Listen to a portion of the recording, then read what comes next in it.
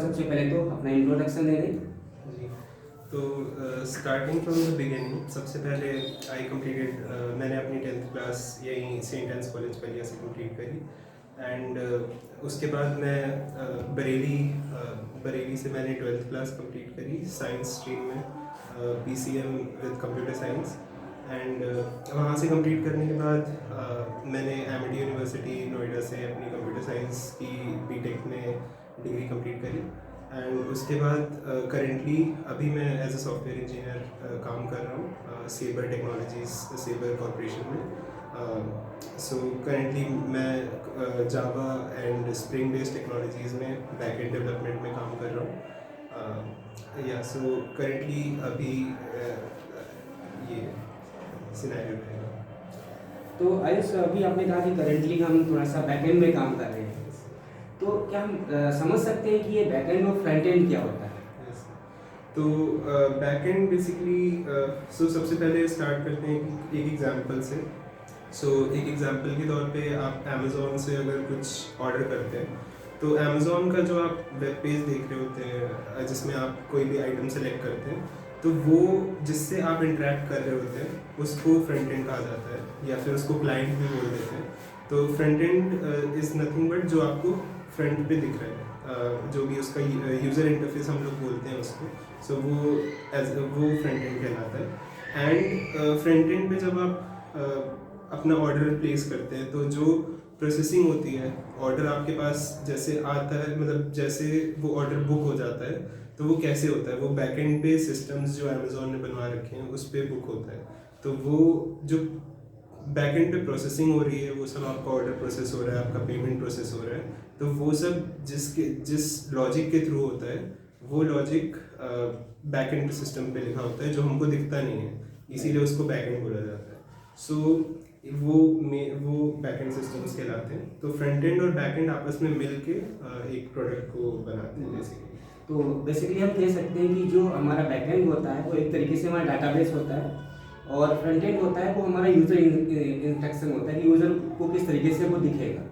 तो front end पे user interface and back and पे डेटाबेस के साथ साथ सर्वर होता है। सर्वर होता है, yes, तो सर्वर जो कि आपकी जो रिक्वेस्ट जाती है उसको प्रोसेस करते हैं। तो रिक्वेस्ट जो फ्रंट एंड से जब हम कोई भी चीज़ बैक एंड पे भेजते हैं, वो एज ए रिक्वेस्ट जाती है। तो वो रिक्वेस्ट प्रोसेसिंग होती है। उसके बाद आपकी प्रोफाइल जैसे क्रिएट होती है, अगर आप किसी सोशल मीडिया पे लॉगिन करते हैं तो आपकी प्रोफाइल बनती है, तो वो अपने सिस्टम पे आपकी डिटेल्स सेव कर लेते हैं। तो वो एज डेटाबेस में सेव करते हैं, एंड जो आपकी डेटा सारा जाता है वो प्रोसेसिंग के लिए बैकएंड के पास जाता है, और वो बैकएंड आपके डेटा को प्रोसेस करके उसको डेटाबेसेस में सेव कर देता है, ताकि फ्यूचर यूज में हम उसको एक्सेस कर सकें। जब हमको रिक्वायरमेंट हो तो वहाँ से डाटा को हम उठा सकते हैं, एक्सेस कर सकते हैं। राइट। जैसे साइनिंग के टाइम पे आपको बहुत सारी इन्फॉर्मेशन देनी पड़ती है, आपकी एज, बर्थ डेट, बट अगली बार जब आप उस पर साइन इन करते हैं तो आपको सिर्फ अपनी ईमेल आईडी और पासवर्ड देना होता है। उसके बाद वो अपने आप से फेच कर लेते हैं कि आपने क्या इन्फॉर्मेशन दी थी लॉगिन करते टाइम। तो ये डेटाबेसेस और सर्वर आपस में मिलकर एक तरीके से बैकएंड सिस्टम्स बनाते हैं। तो अभी आयुष आप बैकएंड पे काम कर रहे हैं, तो ये तो बड़ी इंटरेस्टिंग फील्ड होती होगी, डाटाबेस पे काम करना, कि सभी की इंफॉर्मेशन को एक जगह पे लेकर के जाना, एक जगह पे इंफॉर्मेशन को रखना। तो आयुष, हमारे पास कुछ क्वेश्चंस थे, वो हम क्लियर करना चाहते हैं, ताकि जो हमारे स्टूडेंट हैं वो उनको कुछ सीखने को मिले कि वो आगे क्या कर सकते हैं, या उनको कब से, किस समय से क्या मेहनत करनी पड़ेगी। तो मेरा जो पहला क्वेश्चन है आपसे, कि वो कौन सा सही टाइम रहता है जब स्टूडेंट को ये डिसाइड करना चाहिए कि हाँ, अब मुझे इस पर्टिकुलर फील्ड में जाना है, या मुझे किस समय कौन सी फील्ड सेलेक्ट करनी चाहिए, ताकि हम फर्दर उसी के ऊपर हम फोकस कर सकें। कौन सा वो टाइम होता है, मतलब टाइम वो कह सकते हैं 10th के बाद होता है या 12th पास आउट के बाद होता है, कब वो टाइम होता है? सर वैसे 10th तक मोस्टली जैसे हम अभी देखते हैं कि हम लोग को सारे सब्जेक्ट्स का थोड़ा बहुत नॉलेज हो जाता है कि उसमें क्या क्या है कंटेंट, क्या क्या नहीं है। तो उस टाइम तक हमको एक फेयर अंडरस्टैंडिंग हो जाती है कि क्या क्या कहाँ कहाँ हम जा सकते हैं। तो एक आइडिया लग जाता है कि हम इस तरफ जा सकते हैं। बट ये है कि उस समय भी हम लोग श्योर नहीं होते कि हमारे लिए यही सही फील्ड है। तो उसके लिए वही रहेगा कि जितना ज़्यादा से ज़्यादा एक्सप्लोर कर सकें हर एक चीज़ को, ताकि हमें पता चल सके कि हम किस तरफ हमारा ज़्यादा इंटरेस्ट आ रहा है। तो वो सबसे इम्पोर्टेंट चीज़ रहेगी। तो कई बार मैंने देखा है कि स्टूडेंट्स मतलब अपना इंजीनियरिंग भी कंप्लीट कर लेते हैं, उसके बाद भी श्योर नहीं होते कि उनको इसी फील्ड में रहना है या फिर उनको फील्ड चेंज करनी है। तो वैसी भी प्रॉब्लम्स होती हैं। तो कोई मतलब इन माय ओपिनियन कि कोई सही टाइम नहीं होता है ऐसा कि स्टूडेंट के लिए जिनको पता चले। कभी भी स्टूडेंट को किसी भी चीज़ की तरफ इंटरेस्ट आ सकता है, कभी भी रियलाइजेशन हो सकता है। बट अभी के करस्पॉन्डिंग अभी जो सिनेरियो चल रहा है उसके लिए 10th में अभी उसके बाद हम लोग को फील्ड चूज़ करनी पड़ती है, साइंस या कॉमर्स।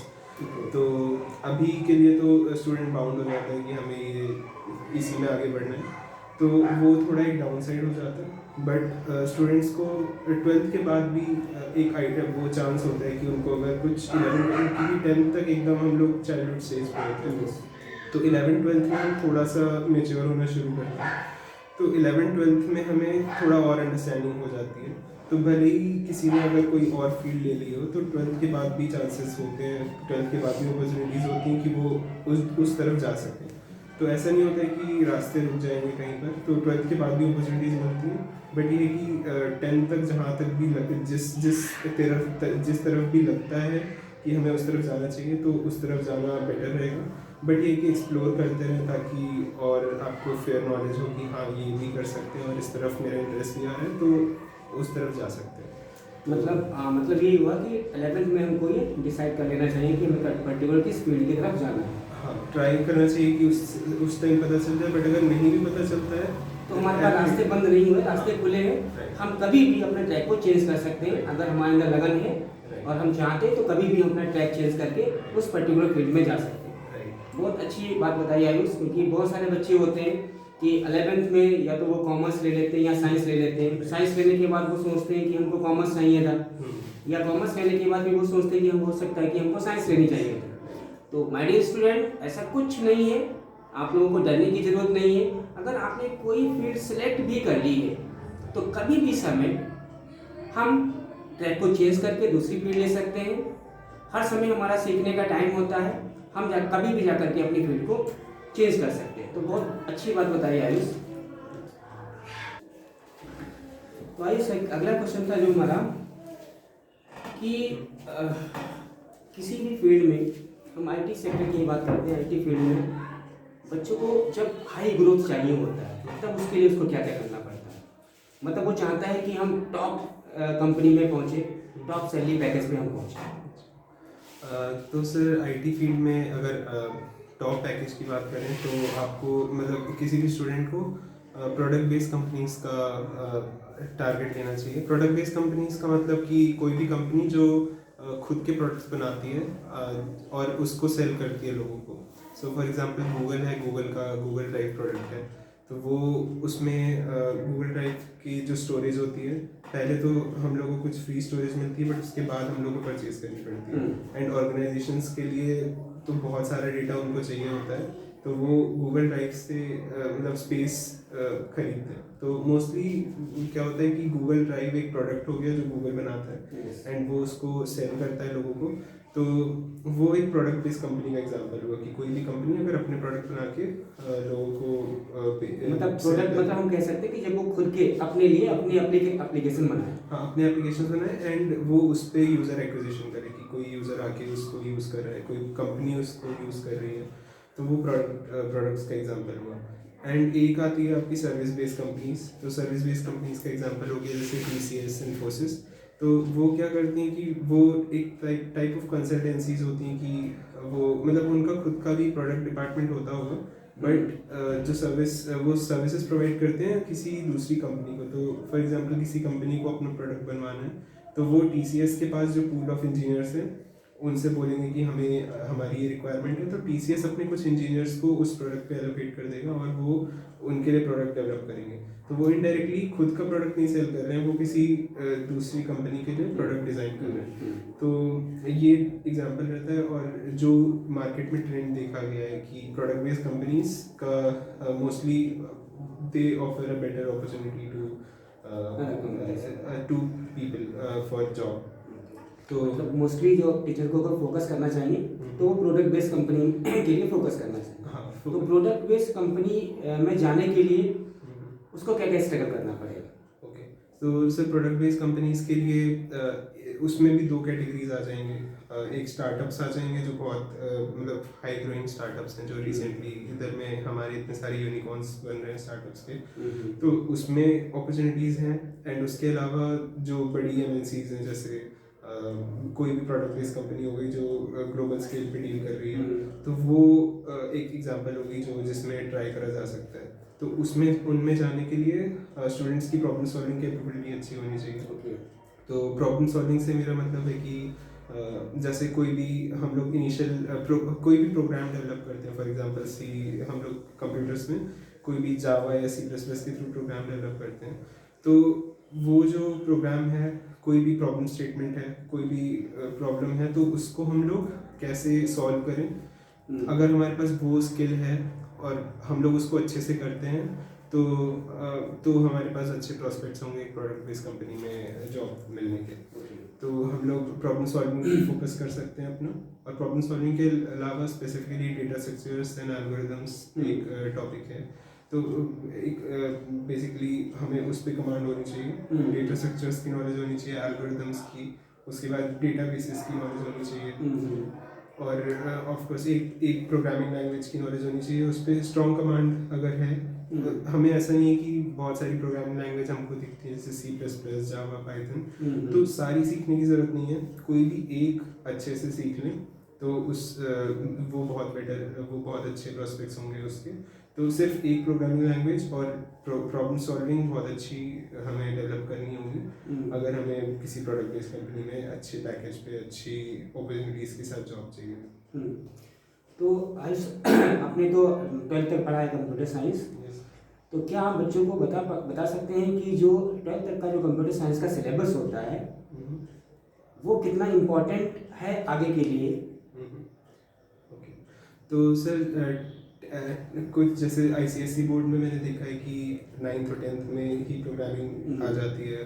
पहले हम लोग के में जब हम लोग पहले CBSE बोर्ड में 11th से आती थी, बट अब धीरे धीरे मैं देख रहा हूँ कि उसको लोअर क्लासेस में भी लाया जा रहा है। तो वो एक बहुत अच्छी स्ट्रेटजी है कि कोई भी किसी के लिए भी प्रोग्रामिंग सीखने के लिए, तो वो इसीलिए करा जा रहा है क्योंकि वो एक ऐसी एज है जिस पे हम लोग अपनी प्रॉब्लम सॉल्विंग पे बहुत अच्छा काम कर सकते हैं, और जो हमारी प्रॉब्लम सॉल्विंग स्किल उस एज पे डेवलप हो गई वो हमें आगे तक हेल्प करती है। तो जो हम 10th मतलब 9th 10th 11th 12th में हम लोग करते हैं, मोस्टली हम लोग काफ़ी हद तक अगर हमने अच्छे से वो चीज़ करी है तो हमारा रास्ता बहुत आगे के लिए क्लियर हो जाएगा कि हमें पहले से ही नॉलेज हो जाएगी उन सब टॉपिक्स की। तो हमारे पास एक क्लियर फोकस होगा जब हम अगर कंप्यूटर साइंस में करने जाते हैं आगे बैचलर्स डिग्री, तो उसके लिए हमारे पास एक क्लियर पाथ होगा और बहुत ही अच्छे हमारी बेस फाउंडेशन, एक बेसिकली फाउंडेशन बहुत अच्छी हो जाएगी हमारी 10th 12th से, और वो बहुत ज़्यादा इंपॉर्टेंट है क्योंकि मैंने ये भी नोटिस करा है कि जो 11th 12th का सिलेबस है वो काफ़ी हद तक ओवर एंड ऑल वो चीज़ कवर कर लेता है जो हमें आगे कॉर्पोरेट वर्ल्ड में हमें दिखने वाली है। Yes, right. तो जितने भी हम लोग लॉजिक्स यूज़ करते हैं, जैसे हम लोग 9th 10th में कई बार बाइनरी सर्च एंड ये सिलेक्शन सॉर्ट, बबल सॉर्ट, ये सब हम लोग सीखना शुरू कर देते हैं, तो वो चीज़ एक तरीके से एज अ बेस एक्ट करती है, तो वो बहुत इंपॉर्टेंट है क्योंकि उस समय हमारा बेस बन रहा होता है। तो वो चीज़ सबसे ज़्यादा इंपॉर्टेंट है और वो आगे तक हेल्प करती है, आपकी कॉर्पोरेट लाइफ में भी हेल्प करती है। तो आयुष ने बताया कि जो 11th 12th का कोर्स सिलेबस है, चाहे वो ISC बोर्ड का हो या CBSE बोर्ड का, वो हमारे लिए इतना इम्पॉर्टेंट है कि आगे जा कर के उससे हमको बहुत हेल्प मिलती है। जैसे कि मैं आपको बता देता हूँ कि data structure that is much important for your future. मैं आप लोगों को क्लास में बोलता रहता हूँ कि डाटा स्ट्रक्चर है ये, इसको बहुत अच्छे तरीके से पढ़िए, ये बहुत इंपॉर्टेंट है। मोस्टली क्या होता है कि एक चैप्टर हम लोगों में आता है कॉम्प्लेक्सिटी का, उसको मोस्टली टीचर्स इग्नोर कर देते हैं कि ये थ्योरेटिकल वे से इसको अभी नहीं करना है, लेकिन कॉम्प्लेक्सिटी चैप्टर इतना इम्पॉर्टेंट है कि जो कुछ भी इन फ्यूचर आगे जा कर के अगर हम डेवलपिंग फील्ड में जाएंगे, कुछ भी करेंगे, that's totally depend on complexity. अगर आपका प्रोग्राम कॉम्प्लेक्स होता है तो इंटरव्यूअर आपको वहीं से रिजेक्ट कर देगा। अगर आपके प्रोग्राम की कॉम्प्लेक्सिटी कम होती है तभी आप आगे इंटरव्यूअर के थ्रू दूसरा क्वेश्चन आपको मिलेगा, अदरवाइज वो वहीं से आपको रिजेक्ट कर देगा। तो डाटा स्ट्रक्चर और कॉम्प्लेक्सिटी जो हम लोग 11th-12th में पढ़ते हैं ये बहुत ही इंपॉर्टेंट है। डाटा स्ट्रक्चर में जैसे एरे भी हो गया, अभी डाटा स्ट्रक्चर था, स्टैक क्यू हम लोगों ने पढ़ा, लिंक्ड लिस्ट हम लोगों ने पढ़ा, और इन सब टॉपिक्स पे मैं बच्चों आप लोगों से बोलना चाहूँगा, इन सारे टॉपिक्स पे बहुत ही अच्छी तरीके से ध्यान दें, बहुत अच्छी तरीके से समझें। आने वाले समय में जब आप हायर स्टडीज़ के लिए जाएंगे तब ये चीज़ें आप लोगों के लिए बहुत ही इम्पोर्टेंट होंगी। थैंक यू आयुष, बहुत अच्छी जानकारी दी आपने। तो अब बच्चों में बड़ा कंफ्यूजन होता है कि सर हमको आईटी फील्ड में तो जाना है, आईटी सेक्टर में तो जाना है, लेकिन हम किस वे में जाएं? एक तो बीटेक एमटेक के थ्रू होता है, एक बीसीए एमसीए के थ्रू होता है।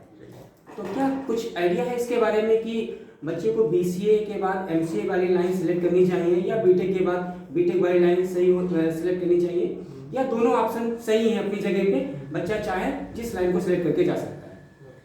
तो सर दोनों ही ऑप्शंस बहुत अच्छे रहते हैं, बट एक इसमें जो ट्रेंड मैंने नोटिस करा है कि बीटेक स्टूडेंट्स को कंपैरेटिवली ज़्यादा अपॉर्चुनिटीज़ मिलती हैं as compare to BCA plus MCA किसी ने करा हो तो बीटेक की इसलिए अपॉर्चुनिटीज़ होती हैं कि एक तरीके से बीटेक को एज अ प्रोफेशनल कोर्स बहुत ही मतलब high end professional course as a deal कर दिया जाता है।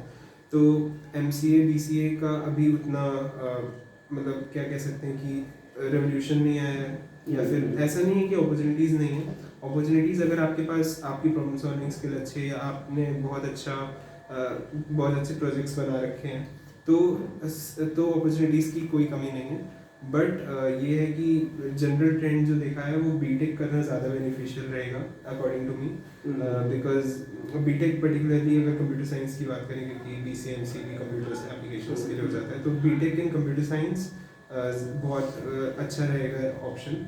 बट वो भी डिपेंड करेगा कि कौन से कॉलेज से आप कर रहे हैं, वो भी कुछ हद तक काफ़ी हद तक वो इन्फ्लुएंस करेगा कि आप कैसा आपका करियर शेप होगा। तो अगर आपको एमसीए बहुत अच्छे कॉलेज से अगर आपको अपॉर्चुनिटी मिल रही है बीसीए एमसीए करने की, तो और बीटेक की आपको उतनी अच्छी अपॉर्चुनिटी नहीं मिल पा रही है तो बीसीए एमसीए प्रेफर कर सकते हैं। बट अगर आपको सिमिलर टाइप का कॉलेज मिल रहा है बीसीए एमसीए के लिए और बीटेक के लिए, तो आई वुड रिकमेंड कि बीटेक करा जाए, बिकॉज बीटेक आपका 4 इयर्स में हो जाएगा और बीसीए एमसीए के लिए आपके पास 3 + 2 5 इयर्स हो जाएगा। तो आपको 1 साल का बेनिफिट मिल जाएगा और उस 1 साल में आप प्रोफेशनल एक्सपीरियंस गेन कर सकते हैं, तो वो एक्सपीरियंस ज़्यादा मैटर करेगा एज कम्पेयर टू डिग्री। तो बीटेक इन कंप्यूटर साइंस ज़्यादा बेनिफिशियल रहेगा अगर सेम टाइप का कॉलेज है तो। मतलब स्टूडेंट कोई भी सिलेक्ट कर सकते हैं, बीटेक से भी वो उस वे में जा सकते हैं उसी फील्ड में, और बीसीएम से भी जा सकते हैं, लेकिन बीसीएम से के थ्रू जाएंगे तब उनको ज़्यादा टाइम लगेगा। 1 साल का तो पूरा फर्क हो ही जाता है, इतने में 1 साल में वो तो उनका एक्सपीरियंस अच्छा खासा हो जाएगा, किसी कंपनी में मिल जाता है। और बीसीएमसी में तभी जाए बंदे जब बीटेक से अच्छा अगर आपको कॉलेज मिलता है तब वो बीसीए या एमसीए वाला अपना सिलेक्ट कर सकता है। ओके, ठीक है, वेरी गुड। तो आयुष, मैं आपसे कुछ आपके बारे में पूछना चाहूँगा कि आप यहाँ तक कैसे पहुँचे, आपने क्या क्या स्ट्रगल किया? तो सबसे पहले तो मैंने ये सेंट एंस कॉलेज पलिया से अपना 10th क्लास करा था। तो उसके बाद एक्चुअली यहाँ से मैं बरेली गया था अपना 12th क्लास की स्टडीज़ करने के लिए। तो यहाँ 10th क्लास में उतना मतलब कंपटीशन कह सकते हैं या फिर उतने स्टूडेंट्स नहीं होते थे कम्पीट करने के लिए, तो उस समय उतना मोटिवेशन भी नहीं आता था कह सकते हैं। तो उस समय तो उतना अच्छा फिट वो नहीं हो पाया 10th क्लास तक। तो इनफैक्ट 9th मतलब मेरा कंप्यूटर साइंस लेने का इनफैक्ट पहले तो प्लान भी ड्रॉप हो रहा था 9th क्लास में। तो मतलब मेरे बहुत कम मार्क्स आए थे कंप्यूटर साइंस में, तो उस समय तो मेरा ऐसा हो गया था कि कंप्यूटर लेना ही नहीं है। बट उसके बाद 10th क्लास में यहाँ पर एक अच्छा पीयर ग्रुप मिल गया, आपने बहुत अच्छे से पढ़ाया एंड पीयर ग्रुप बहुत अच्छा था। तो हम लोग एक तरीके से उसको एज ए कॉम्पिटिशन लेते थे कि हमें कोई भी चीज़ करनी है तो हम उसको एज अ कॉम्पिटिटिव वे में लेते थे एंड जल्दी से जल्दी नए नए क्वेश्चंस ट्राई करते थे, तो उससे काफ़ी ज़्यादा इंटरेस्ट बना कंप्यूटर साइंस में। पहले तो इंटरेस्ट ही नहीं था, तो 10th से इंटरेस्ट बनना शुरू हुआ एंड वहाँ से पाथ चेंज हुआ। पहले मैं हो सकता है कि कोई और फील्ड ले लेता अगर कंप्यूटर्स नहीं पसंद आती तो कंप्यूटर साइंस पसंद आई। उसके बाद साइंस ऑप्शन चूज़ करा। 10th क्लास में तो यहाँ पर नहीं हुआ था, फिर उसके बाद मैं बरेली जाने का डिसीजन लिया था। तो वहाँ पर GRM स्कूल से मैंने CBSE बोर्ड में ट्रांजिशन लिया था, तो 11th में ज्वाइन करा। तो वहाँ पर वहाँ पर एक कह सकते हैं कि पीयर प्रेशर का जो पीयर्स हैं आपके वो काफ़ी ज़्यादा शेप करते हैं कि क्या आपका ग्रोथ होगा। तो वहाँ पर बहुत सारे मतलब एक अच्छा क्राउड मिला था, तो वहाँ पर जो कंपटीशन लेवल था वो थोड़ा इंक्रीज़ करा, तो उसके हिसाब से अपने आप को रैंप अप करने की थोड़ी एक ज़ील हुई, तो वो चीज़ करी। उसके बाद 11th-12th में कंप्यूटर साइंस PCM के साथ कंप्यूटर्स का ऑप्शन लिया, तो जो फिर मैंने उस समय ये नोटिस करा कि जो मैंने 9th-10th में पढ़ा था कंप्यूटर साइंस में वो काफ़ी ज़्यादा काम आया मुझे 11th-12th के टाइम पे। तो उस समय कंप्यूटर साइंस में जो चीज़ मैंने पहले से पढ़ रखी थी 9th-12th में वही चीज़ दोबारा से थी एंड उस समय हमारे में C++ चलती थी। तो जावा से C++ में शिफ्ट होने में ज़्यादा टाइम भी नहीं लगा, बिकॉज एक प्रोग्रामिंग लैंग्वेज पढ़ी हुई थी, उसके बाद दूसरी प्रोग्रामिंग लैंग्वेज में स्विच करने में फिर इतनी डिफिकल्टी नहीं होती। तो अगर एक में अच्छे से कमांड है, तो जैसे मैंने पहले बोला था कि एक को अच्छे से लेके करें, तो अगर एक में कमांड है तो आपको प्रोग्रामिंग लैंग्वेजेस शिफ्ट करने में कोई प्रॉब्लम नहीं होगी। मेन मैटर करेगी प्रॉब्लम सॉल्विंग। तो 9th-10th में मुझे प्रॉब्लम सॉल्विंग स्किल्स का बेनिफिट हुआ था, वो 11th-12th में हुआ। उसके बाद 11th-12th के बाद जैसे लोग JEE मेंस वगैरह ट्राई करते हैं और ट्राई करते हैं कि उनको एक प्रीमियम इंस्टीट्यूट से करने को मिले, जैसे IITs और IITs, IITs। तो वहाँ पर मैंने JEE मेंस वगैरह वो सब एग्ज़ाम्स दिए थे। JEE मेंस मेरा क्लियर नहीं हुआ था, बट उसमें रैंकिंग अच्छी आई थी, बट उस हिसाब से रैंकिंग नहीं आ पाई कि मुझे NITs या IITs में कंप्यूटर साइंस मिले। तो रैंकिंग इतनी थी कि NITs, IITs में मुझे दूसरी ब्रांच मिल जाती, जैसे लोअर ब्रांचेस केमिकल टाइप से या फिर कोई ऐसी ब्रांच, बट उस तरफ मुझे जाना नहीं था, इसके लिए मैंने वो पाथ लिया नहीं। तो फिर मैंने यहाँ पर MD यूनिवर्सिटी नोएडा में कंप्यूटर साइंस में एडमिशन लिया था BTech में। फिर वहाँ पर से इनिशियली वहाँ पर सारे सब्जेक्ट्स हम लोगों ने फिर से एक बार पढ़ा, जो जैसे BTech के फर्स्ट ईयर में हम सारे जितनी भी इंजीनियरिंग की डोमेन्स होती हैं सबके बारे में पढ़ते हैं, तो वो नॉलेज हुआ। एंड उसके बाद कंप्यूटर साइंस भी पढ़ा, तो उस समय ये क्लियर था कि कंप्यूटर साइंस में ही आगे जाना है। फिर तो कंप्यूटर साइंस में हम लोगों ने और फिर उसके बाद प्रॉब्लम सॉल्विंग की तरफ फोकस शिफ्ट करा। पहले तो BTech में हमें सारी चीज़ें हम लोगों ने खुद से एक्सप्लोर करी, बिकॉज BTech का जो अभी करंट करिकुलम है उसमें कह सकते हैं कि एकेडमिक मतलब हम लोगों को प्रैक्टिकल नॉलेज कम मिल पाती है, और मोस्टली इंडियन एजुकेशन सिस्टम में इस समय करेंटली ज़्यादातर उसको जो हमारा प्रैक्टिकल लर्निंग है उसको थोड़ा सा कम इम्पोर्टेंस है। धीरे धीरे वो चीज़ इम्प्रूव हो रही है, बट अभी थोड़ा उसका कम इम्पोर्टेंस है, और वो सबसे ज़्यादा इम्पोर्टेंट है आज के सिनेरियो में। तो धीरे धीरे BTech की कंप्यूटर साइंस में भी डाइवर्स ऑप्शंस हैं, बहुत सारे ऑप्शंस हैं। ऐसा नहीं है कि सिर्फ प्रोग्रामिंग का ही है। तो अगर किसी को कंप्यूटर साइंस में इंटरेस्ट है बट प्रोग्रामिंग में उतना इंटरेस्ट नहीं है, तो भी कंप्यूटर साइंस फील्ड में एक्सप्लोर कर सकते हैं। और उसमें भी बहुत सारे ऑप्शंस होते हैं, जैसे आजकल एक AI मशीन लर्निंग की फील्ड आ रही है, वो बहुत ज़्यादा ग्रोथ पे है, तो वो एक ऑप्शन है। उसके बाद ब्लॉकचेन एक डोमेन है, ब्लॉकचेन में जा सकते हैं लोग। उसके बाद क्लाउड कंप्यूटिंग में जा सकते हैं। क्लाउड कंप्यूटिंग में उतना ज़्यादा प्रोग्रामिंग का इन्वॉल्वमेंट नहीं है, थोड़ा है बट उतना ज़्यादा नहीं है जितना बैकएंड या फिर कोई डेवलपमेंट है। तो वो ऑप्शंस हैं। उसके बाद मतलब बहुत सारे ऑप्शंस हैं, डेटा एनालिटिक्स, डेटा साइंस, सारे ऑप्शंस खुल जाते हैं। तो कंप्यूटर साइंस में BTech करना इसलिए भी बेनिफिशियल है। तो वहाँ से मैंने अपने BTech में सारी चीज़ें, सारी डोमेन्स एक्सप्लोर करने की कोशिश करी। Android app development, web development, data science, machine learning, DevOps, सारी चीज़ें ट्राई करी। तो मेरा इंटरेस्ट मोस्टली बैकएंड की तरफ ही आया, तो मैंने वहाँ से बैकएंड की तरफ स्विच करना शुरू करा। हालांकि नॉलेज मैंने गेन करी उसकी भी, डेटा साइंस मशीन लर्निंग की भी, एंड आगे ऐसा भी होता है कि आपको फील्ड्स को, दोनों फील्ड्स की प्रॉब्लम्स को सॉल्व करना हो एक साथ मिला के, तो ऐसा नहीं है कि वो जो आपने नॉलेज गेन करी वो वेस्ट है। तो वो चीज़ आप जहाँ से भी गेन करोगे आपके लिए बेनिफिशियल रहेगा वो चीज़।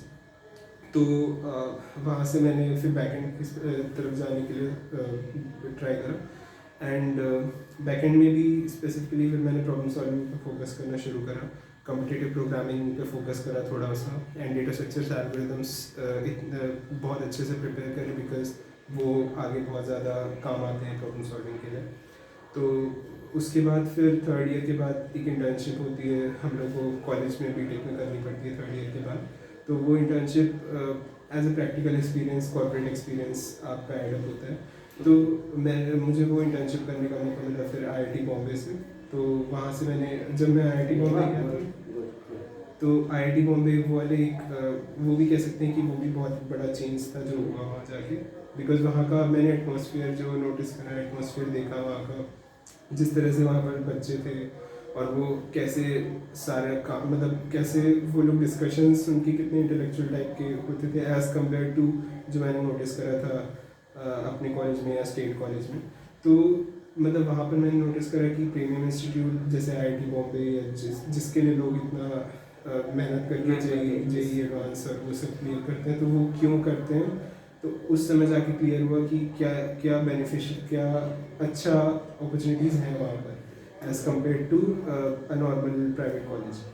तो वो चीज़ वहाँ पर पता चली, एंड देन पता चला कि क्या क्या और हम लोग अपने ऊपर में ऐड कर सकते हैं, तो अपने स्किल सेट में क्या क्या बढ़ा सकते हैं। वहाँ से काफ़ी कुछ सीखने को मिला। तो वहाँ पर ये भी पता चला कि वहाँ पर कॉम्पिटिटिव प्रोग्रामिंग को कितना सीरियसली लिया जाता है, प्रॉब्लम सॉल्विंग को कितना सीरियसली लिया जाता है। तो वहाँ पर प्रोफेसर्स भी मैंने देखा कि वहाँ पर 75 ईयर्स के प्रोफेसर्स जो थे वो भी बहुत ज़्यादा अपनी फील्ड में डेडिकेटेड थे, और वो मतलब वो भी प्रॉब्लम सॉल्विंग को इतना फोकस दे रहे थे। तो वो चीज़ एक मोटिवेशन थी, एंड वहाँ से उसके बाद मैंने थोड़ा और अपना रैंप अप करा प्रॉब्लम सॉल्विंग को इम्प्रूव करने का, एंड देन उसके बाद फिर प्लेसमेंट सेशन आया कॉलेज का, एंड प्लेसमेंट सेशन में फिर वही मैंने ट्राई करा अच्छी अपॉर्चुनिटी गेट करने का, बट ऑन कैंपस में मुझे उतनी अच्छी अपॉर्चुनिटी नहीं मिली कॉलेज में। तो बट ये था कि कॉलेज से नहीं मिला इसका मतलब ये नहीं कि और कहीं से नहीं मिल पाता, तो मैंने अलग ऑफ कैंपस ट्राई करा अपॉर्चुनिटी गेट करने का। हिम्मत नहीं हारनी है बस। हाँ बिल्कुल, तो वो सबसे ज़्यादा इम्पोर्टेंट है कि रास्ते तो बंद होते हुए दिखेंगे, बट ये कि उसको अपने आप मुझे कैसे उसको कैसे टैकल करना है वो सबसे ज़्यादा इम्पोर्टेंट होता है। तो उसके बाद ऑफ कैंपस, ऑन कैंपस तो अपॉर्चुनिटी नहीं मिल पाई थी अच्छी, तो ऑफ कैंपस के लिए फिर मैंने अलग अलग कंपनीज में एप्लीकेशन करना शुरू करा, ट्राई करा, इंटरव्यूज़ दिए, एंड देन फाइनली इस जिसमें मैं अभी काम कर रहा हूँ सेबर कॉर्पोरेशन, इसमें मेरा सिलेक्शन हुआ एज अ सॉफ्टवेयर डेवलपर। तो ये भी एक प्रोडक्ट बेस्ड कंपनी थी, तो जिसके लिए मैंने फिर मेहनत करी थी, वो चीज़ यहाँ पर आके सक्सेसफुल हुई। बट ये भी इनिशियली नहीं मिला था, ये भी कॉलेज के एंड में एकदम जाके अपनी जगह मिली थी। तो ये कि कभी भी ये ना सोचे कि नहीं मिल रही है कुछ अपॉर्चुनिटी तो नहीं हो पाएगा, बट वही है कि उस तरफ मेहनत करना ना रोके।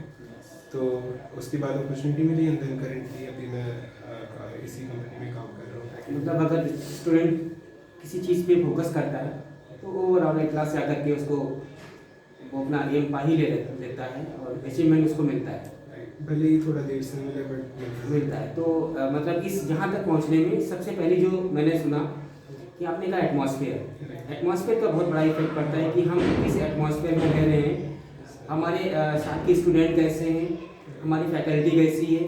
तो जो बच्चों में इंटरेस्ट आता है वो एटमॉस्फेयर, जो हमारे साथ के कलीग्स हैं या कह सकते हैं हमारे क्लासमेट्स हैं, और बाकी जो फैकल्टी कैसी है, वो पर्टिकुलर आपको आगे बढ़ने के लिए वो आपको मोटिवेट करते हैं, जो आपके साथ के फ्रेंड्स हैं एंड फैकल्टी। और दूसरी, अगर आप प्रॉब्लम सॉल्विंग स्किल्स के ऊपर जाएंगे, जितनी प्रॉब्लम सॉल्विंग स्किल्स को अपने आप को डेवलप करेंगे, उतनी अपॉर्चुनिटी हमारे सामने खुलती चली जाएगी, वही अपॉर्चुनिटी हमको मिलती चली जाएगी। तो बहुत अच्छा लगा आयुष आपने बताया, और सेंटेंस में भी पढ़े, मैंने भी पढ़ाया, मुझे भी रियली बहुत प्राउड फील होता है कि आज तुम यहाँ पे हो। और जैसा अभी आपने भी कहा भी था कि 9th में तुमको इंटरेस्ट नहीं था, और 10th में जब मैं क्लास में आया और साथ में क्लासमेट अच्छे मिले, तब तुमने सोचा कि हाँ मुझे प्रॉब्लम इसमें कंप्यूटर फील्ड में जाना है मुझे, या प्रोग्रामिंग फील्ड में जाना है, डेवलपिंग फील्ड में जाना है। तो ये होता है बेटा कि अगर हमारे साथ का अच्छा कोई है, अगर वो हमको प्रोवोक करता है किसी अच्छी चीज़ को लेकर के, तो वहाँ से हमको हौसला आता है, हमको हिम्मत बनती है वहाँ से कि हाँ हमको अब यहाँ पे करना ही पड़ेगा। ठीक है, तो आप अच्छे हैं इसलिए आपको सब अच्छे लोग मिलते चले गए। आपने जिस कॉलेज में गए, जिस यूनिवर्सिटी में गए, आपको सब अच्छे लोग मिले।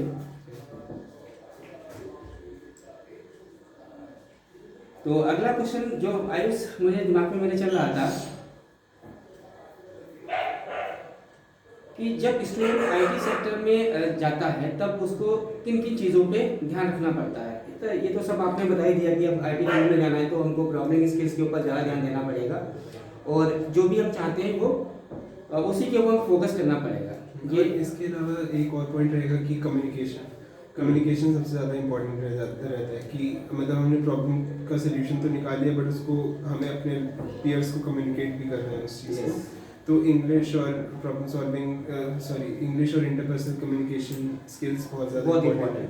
तो किसी को मतलब अपना आइडिया बताने का, वो एक तरीके से कम्युनिकेशन करने का वो होना चाहिए इम्पोर्टेंस, तो वो चीज़ का बहुत इम्पोर्टेंट है। तो जितना चांस मिले किसी डिबेट में पार्ट लें, या फिर कहीं पर स्पीच है तो स्पीच में पार्ट लें, तो वो चीज़ें अभी के लिए इम्पोर्टेंट नहीं लगती हैं, बट वो काफ़ी ज़्यादा इम्पोर्टेंट होती नहीं, बिल्कुल सही कहा, कम्युनिकेशन तो बहुत इंपॉर्टेंट होती है। टीचर एक है, उसको बहुत सारा नॉलेज है, लेकिन वो अपने नॉलेज को बच्चों तक नहीं दे पा रहा है, मतलब उसका कम्युनिकेशन स्किल अच्छा नहीं है, वो अपने नॉलेज वो कम्युनिकेट नहीं कर पा रहा है बच्चों के साथ प्रॉपर्ली, कि हमें बच्चों के साथ प्रॉपर्ली कैसे कम्युनिकेट करना है, तो उसका नॉलेज किसी काम का नहीं। तो communication is very important, very good. अच्छा, तो अभी लगभग 2 साल से ऊपर ही हो गए, कोविड-19 चल रहा है, इसमें बच्चे बहुत सफ़र कर रहे हैं। तो कितना इफेक्ट पड़ेगा बच्चों स्टूडेंट के ऊपर इस कोविड-19? सर इम्पैक्ट तो बहुत ज़्यादा पड़ रहा है, क्योंकि अभी जैसे एग्ज़ाम्स भी कैंसिल हो गए थे, फिर उसके हिसाब से फिर बच्चों को मतलब उनके प्रीवियस परफॉर्मेंस पे ग्रेड किया गया, एंड देन वो सारी चीज़ें काफ़ी नेगेटिव भी रही लोगों के लिए, कुछ लोगों के लिए पॉजिटिव भी रही, बट ओवरऑल जो पढ़ाई का वो बेसिस होता है, जो उस समय इनिशियली कोविड-19 की शुरुआत में हुआ, तो वो चीज़ काफ़ी ज़्यादा सफ़र कर रही थी। तो बच्चों को प्रॉपर चैनल नहीं मिल पा रहे कि वो कैसे अपना पढ़ें। वो ये धीरे धीरे वर्चुअल जो वीडियो मीटिंग्स होती हैं, ये सब धीरे धीरे आ रही हैं, बट ये उतनी इफेक्टिव नहीं रहेंगी एज़ कम्पेयर टू जो इन पर्सन इंटरेक्शन होता है, ऑफलाइन। तो ऑफलाइन इंटरेक्शन वो सबसे ज़्यादा इम्पोर्टेंट होता है। भले ही वो आपकी इंटरपर्सनल स्किल डेवलपमेंट हो या फिर कुछ भी हो, तो इन पर्सन इंटरेक्शन बहुत इंपॉर्टेंट होता है। और ये जो कोविड-19 की वजह से जो स्टूडेंट्स का इम्पैक्ट हुआ है, मोस्टली जैसे हम देख रहे हैं कि 10th 12th के जो क्रूशियल ईयर्स पे स्टूडेंट्स हैं, जैसे 10th 12th, उसके बाद जिनका कॉलेज एडमिशंस है, कॉलेज के एडमिशंस डिफर हुए हैं, कॉलेज का सेशन लेट स्टार्ट हो रहा है, और उसके बाद मतलब जो जैसे MBA प्रोग्राम्स का देख रहे हैं, MBA प्रोग्राम्स में नेटवर्किंग सबसे ज़्यादा इंपॉर्टेंट होती है, और वो 2 साल से जो कोर्स अपना ऑनलाइन मोड में कर रहे हैं, तो वो काफ़ी हद तक उस बेसिस की मतलब काफ़ी डाउन साइड्स हुई हैं। तो जो नॉलेज एक तरीके से जो पढ़ाई है वो काफ़ी ज़्यादा सफ़र तो करी है, बट वही है कि उसका ऑल्टरनेट बस यही है कि जो ऑनलाइन पढ़ाई हो रही है उसको अच्छे से अच्छा बच्चों को प्रोवाइड किया जाए ऑनलाइन मटेरियल, तो वही एक वायबल ऑप्शन है अभी के लिए। लेकिन ऑनलाइन आपके हिसाब से आयुष, जो भी आपने मुझे बताया कि इंटरेक्शन तो होना ही चाहिए ऑफलाइन, तो जो ऑनलाइन जो भी चल रहा है, ऑनलाइन में ये चल रहा है, ये एक हम कह सकते हैं कि सब्स्टिट्यूट है, लेकिन ये परमानेंट सोल्यूशन नहीं है बच्चों के लिए। ऐसा कह सकते हैं ये कह भी सकते हैं, ये एक तरीके से नहीं भी कह सकते, बिकॉज क्या है कि चेंजेस जो है वो धीरे धीरे आ रहे हैं। तो अभी एकदम से जैसे हमको अभी हुआ क्या, जैसे कोविड आया, एकदम से स्टूडेंट्स सब जा रहे थे स्कूल, एंड एकदम से वो जो चेंज आया, तुरंत एकदम सडन ट्रांजिशन था कि एकदम जो हम लोग अप्रोच फॉलो करते हैं सालों साल, वो एकदम से चेंज होकर ऑनलाइन में हो गई। तो इनिशियल ईयर्स में जो स्ट्रगल्स आ रहे हैं लोगों को, तो वो तो आ रहे हैं, बट ये भी है कि ऑनलाइन लर्निंग जो है वो धीरे धीरे रैंप अप कर रही है। तो हो सकता है कि नियर फ्यूचर में जो ऑनलाइन लर्निंग है वो भी बेनिफिशियल प्रूव करे, बट अभी का सिनेरियो है उस हिसाब से वो उतना अच्छा अभी उसका नहीं हो पाया है सिनेरियो। बट इन फ्यूचर अगर अच्छे अच्छे अपॉर्चुनिटीज़ आ रही हैं और अच्छे अच्छे ऑनलाइन लर्निंग प्लेटफॉर्म्स या फिर ऑनलाइन लर्निंग की क्वालिटी इंप्रूव हो, तो उससे बच्चों को बहुत बेनिफिट होगा। अगला क्वेश्चन मेरा इसी से रिलेटेड था कि जो ऑनलाइन कोर्सेज जो हो रहे हैं वो कितने इफेक्टिव होंगे बच्चों के लिए। तो आपने बता ही दिया कि अब ऑनलाइन अगर स्टूडेंट चाहे तो ऑनलाइन कोर्स हम उसके लिए इफेक्टिव हो सकते हैं, अगर वो चाहे, अगर वो पढ़ना चाहता है। Yes. या इसके बारे में कुछ और ऐड करना चाहेंगे? हाँ, तो इसमें सर ऐसा रहता है जैसे जो ऑनलाइन कोर्सेज हैं इसकी क्वालिटी मतलब प्लेटफॉर्म टू प्लेटफॉर्म डिफरेंट रहती है, बट ऑनलाइन कोर्सेज का मुझे पर्सनली बहुत ज़्यादा बेनिफिट हुआ है, बिकॉज बीटेक के टाइम पे मैंने बहुत सारे ऑनलाइन कोर्सेज फॉलो करे थे, बहुत सारे ऑनलाइन कोर्सेज ट्राई आउट करे थे, एंड उसका बहुत बेनिफिट मिला है। तो मैंने बट बीटेक के टाइम पे जैसे ऑनलाइन कोर्सेज जो करे वो रेप्यूटेड ऑर्गेनाइजेशंस के करे थे, जैसे फॉर एग्जांपल हार्वर्ड यूनिवर्सिटी हो गई। तो Harvard university is the top most university in the world right now, like one of the top most universities. तो हार्वर्ड यूनिवर्सिटी के कुछ कोर्सेज हैं, और हार्वर्ड यूनिवर्सिटी के इतने इंटरेक्टिव कोर्सेज हैं, उन्होंने जिस तरीके से डिज़ाइन करे हुए हैं बहुत ही इंटरेक्टिव फॉर्मेट में एक्सप्लेन करने के लिए, तो वो सारी चीज़ें उनका जो बेसिकली नॉलेज इम्पार्ट करने का तरीका है वो बहुत ज़्यादा इंट्यूटिव था, बहुत ज़्यादा अच्छा था।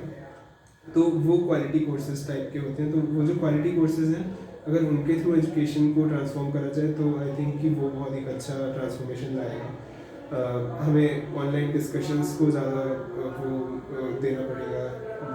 मतलब अभी क्या हो रहा है कि मैंने ये भी देखा है कि क्लासेस, ऑनलाइन क्लासेस में टीचर क्लासेस कंडक्ट करके मतलब डिस्कशंस को उतना ज़्यादा वो नहीं दे रही इम्पोर्टेंस। तो ऑनलाइन में जैसे जो मैंने बताया कि कोर्सेज अलग अलग यूनिवर्सिटीज़ के, तो हार्वर्ड यूनिवर्सिटी के कोर्सेज आप कर सकते हैं, और वो कोर्सेज फ्री ऑफ कॉस्ट हैं, तो उसके लिए आपको कुछ पे नहीं करना पड़ेगा, तो आप वो ट्राई आउट कर सकते हैं। एंड उसमें आपको एक तरीके से A to Z सारी चीज़ों की नॉलेज हो जाएगी, वो सबसे ज़्यादा इम्पोर्टेंट है। तो आपको फिर आइडिया हो जाएगा कि ये चीज़ें भी कर सकते हैं, तो उसके बाद आप अपनी नॉलेज से आप अपने आप और ज़्यादा एक्सप्लोर कर सकते हैं। तो ऑनलाइन लर्निंग बेनिफिशियल भी है, और जब ऑनलाइन लर्निंग के साइड ड्रॉबैक्स भी हैं, तो बट अगर इसको अच्छे से यूज़ करा जाए तो बहुत बेनिफिशियल है। तो बस यही है कि चैनल्स अच्छे होने चाहिए, और बहुत ज़्यादा मतलब जो भी है, तो मतलब आपको किसी भी फील्ड के कोर्सेज ऑनलाइन के मिल जाएंगे, तो ऐसी कोई प्रॉब्लम नहीं होती है। तो अभी जैसे कोविड-19 का टाइम चल रहा है, आपके पास हो सकता है कम मतलब टाइम मिल रहा हो आपको बहुत ज़्यादा, या फिर जो भी टाइम बच रहा है आप उसको लर्निंग के लिए यूज़ कर सकते हैं कोर्सेज के थ्रू। तो ऑनलाइन कोर्सेज आप चूज़ करिए, बहुत आपके लिए बेनिफिशियल रहेगा इस टाइम पे, बिकॉज आप इन पर्सन कहीं जा नहीं पा रहे हैं, तो बेस्ट यही रहेगा कि ऑनलाइन आप मोड में अच्छे से प्रिपेयर करें। तो कहने का मतलब यही है कि अपने जो भी ये सिचुएशन चल रही है, इस टाइम को हम यूटिलाइज करें। यूटिलाइज करने के लिए हम ऑनलाइन मोड पे जा करके कोई भी अच्छे कोर्सेस, आजकल बहुत सारे अच्छे कोर्सेस ऑनलाइन चल रहे हैं। जिसको IT सेक्टर में जाना है तो बहुत सारे कोर्सेस हैं, जो आपने बताया हार्वर्ड यूनिवर्सिटी में कोर्सेस हैं जो फ्री ऑफ कॉस्ट है और बहुत ही इफेक्टिव है। तो आप इस टाइम को यूटिलाइज कर सकते हैं। हर समय सीखने के लिए होता है, जब चाहें आप तब सीख सकते हैं। अगर आप चाहें तो उस टाइम को यूटिलाइज कर सकते हैं, चाहें तो उस टाइम को आप ऐसे निकाल सकते हैं। तो लास्ट में आयुष, मैं चाहता हूं कि आप हमारे स्टूडेंट के लिए कुछ सजेशन दें कि उनको क्या करना है क्या नहीं करना। आपने बहुत सारी चीज़ें तो बता दी, लास्ट मोमेंट में बस 2 सेंटेंसेस में आप थोड़ा सा उनके लिए कुछ बता दें कि उनको किस तरीके से आगे बढ़ना है। तो जो लोग अभी अपना 9th और 10th के लिए, अभी 10th के बोर्ड एग्ज़ाम्स आ ही रहे हैं 2 महीने में, तो आप बोर्ड एग्ज़ाम्स के लिए अपना अच्छे से प्रिपेयर करिए।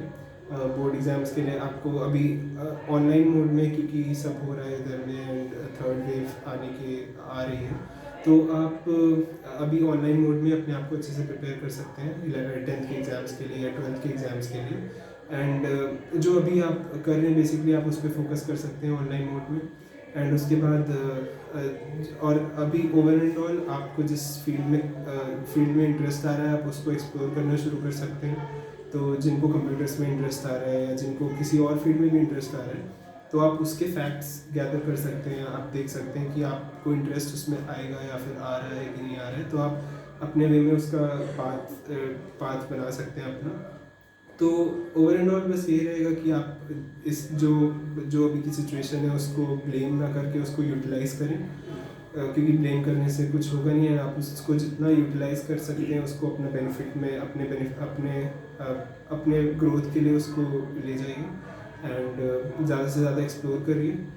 और लर्निंग अपॉर्चुनिटीज़ कभी भी कम नहीं हो रही हैं आपको, कहीं भी ऑनलाइन कोर्सेज बहुत हैं, तो आप उसको लेके उसको आप अपने आप को अच्छा बना सकते हैं। तो बस ओवरऑल यही रहेगा, एक्सप्लोर करना मत रोकिए और हार्ड वर्क करते रहिए और आपको अपनी जो आपका एम है आप उसको अचीव कर पाएंगे। Thank you Ayush, thank you very much. बहुत अच्छी अच्छी चीज़ें आपने बताई, हमारे बच्चों के लिए बहुत हेल्पफुल होगी। मैं इतना टाइम दिया तो थैंक यू सो मच। और मैं फिर से बोलना चाहूँगा आयुष हमारा बहुत अच्छा स्टूडेंट रहा है, बहुत ही प्यारा स्टूडेंट रहा है। और टीचर के लिए एक सबसे अचीवमेंट होता है, सबसे बड़ा अचीवमेंट होता है कि उसका स्टूडेंट आज अच्छी जगह पे है, उसको प्राउड फील होता है। और अगर और वो भी ऐसा बच्चा जो हर समय टीचर के बारे में इंटरेक्ट में रहे, या मुझे कभी भी हेल्प की ज़रूरत पड़ती है। आज की डेट में मैं आईटी सेक्टर में अगर मुझे कुछ प्रॉब्लम होती है तो मैं आयुष को फ़ोन करता हूँ और उससे बहुत कुछ सीखने को मिलता है मुझे। So it is proud for me. ये मुझे बहुत अच्छा लगता है कि मैं अभी तक मैंने इसको सिखाया था लेकिन इससे मुझे कुछ सीखने को मिल रहा है। तो टीचर वही है जो हर समय सीखे और अपने बच्चे के बेहतर भविष्य के लिए हमेशा सोचता रहे। आप सभी लोगों को बहुत बहुत शुभकामनाएं, बहुत बहुत शुभकामनाएं। All the best.